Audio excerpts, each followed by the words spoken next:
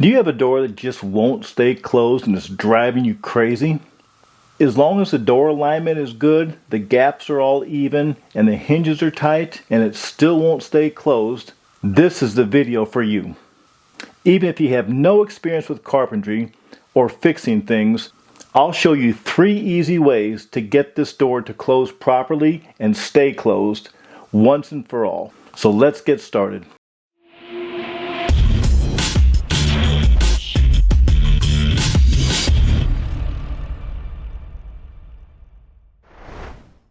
Let's start out with the simple things and move up from there. So before we start doing major changes to the door, make sure the door handle has not come loose and it's moving around. If it is loose, go ahead and tighten the screws on it. That way it's nice and solid. But make sure you don't over tighten them, because if you over tighten them, it'll make the latch stick either in or out, and you won't be able to turn the handle freely. The next thing to do, let's look at the door latch to make sure it's not sticking. That could be your only problem. If it is, then just a simple squirt or two of some good lubricant may just solve your problem. If that's not it, now let's move on to the next thing. Now before we start filing and drilling or hammering or grinding on the strike plate, just wait. It might be your door alignment. I made a video all about fixing a sagging door or a door that's rubbing. Check it out. I'll put a link up here in the corner. You may not have to do anything else after watching the video and following the steps I give you.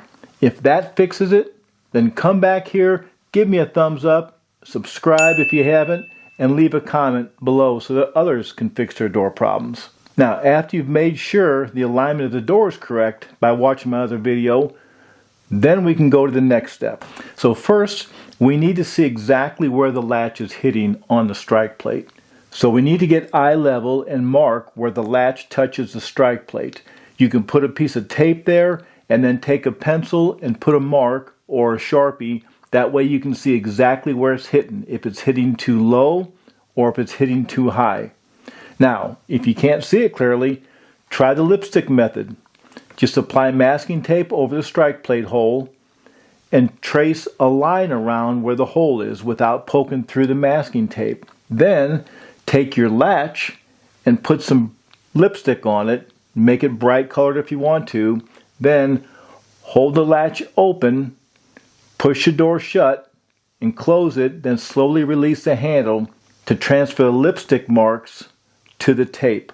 Now you can clearly see where the problem area is. So fix number 1 is filing the strike plate. What we're going to do, we're going to remove the strike plate, take the 2 screws out of it, then put it in a clamp or a vise. That way it's held solid, and take a file or maybe a Dremel tool if you have it to enlarge the hole slightly. But here's an important thing. Only file either the top or the bottom, never the front or the back. But then file a little bit extra for future in case the door would shift some. Some people see that as too much hassle, and they don't want the looks of a filed out hole that's not normal. So if that's the case, then let's go on to fix number 2. And fix number 2 is getting one of these, and we're going to install an enlarged strike plate. Now this will fit your existing strike plate, but the hole where the latch goes has been enlarged. Now when you install the new enlarged strike plate, the wood around the new strike plate doesn't have to be changed at all. But you may need to cut out some of the wood from the inside of the hole if your latch is hitting that. And you can do this with a drill or a chisel or a Dremel if you have one. Now the third way to fix it is probably the way most professionals will do it, and that's moving the actual strike plate. Now when you move the strike plate up or down, put a mark on there exactly where your latch is hitting, and then measure how far you have to go down or how far you have to go up with the strike plate. And once you do that, then go ahead and draw a line so that you can cut it real nice exactly where it is. I like to round the corners if the corners are rounded, just to make it look professional.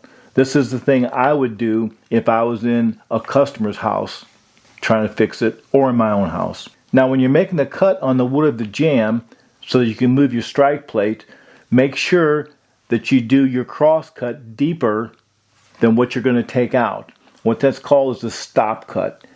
And what the stop cut does, it stops that piece of wood from chipping any further. You don't want to split out the rest of your jamb, and then you have even more problems than what you have right now.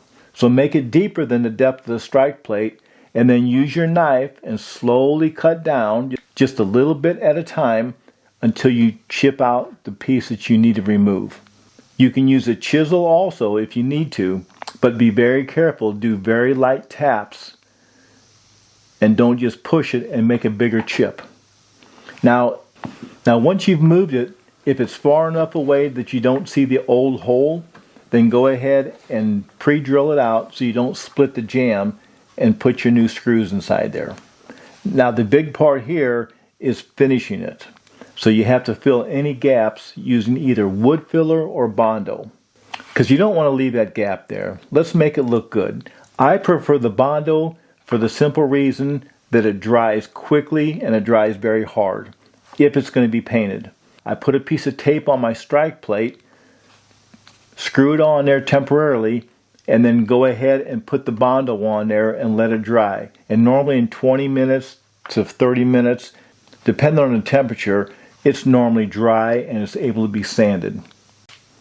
And then I normally take a stain blocking spray or a paint and paint over it, and then matching paint. Even if I have to paint most of the door jamb to make it match up, just to make it look professional. I like to leave it looking better than when I came. Now here's a tip. Always double check and tighten your hinges to prevent any future issues. If you have to put screws that are a little bit longer, go ahead and do that. That way your door will never move and you won't have this issue again. And that's how you finally fix a stubborn door. Very easy, very simple. It's a quick fix. You can get it done and go on to your next project. If this video helped you, leave a thumbs up and subscribe if you haven't subscribed already. Also, share it with somebody else who might need help with their doors if they're having the same problem. And don't forget to comment about your favorite fix or any extra tips that you might have below in the comment section. Check the description for links to all the tools and products that I use. If you can't find it at your local store, I prefer you pick it up at your local store, but if you can't find it, go ahead and I'll leave a link to it to the Amazon site where you can find it. Also, remember to explore my channel for more DIY solutions. I've got different videos on different subjects, and I'm going to be putting more and more on there as time comes. Well, thanks for watching. You take care, and God bless.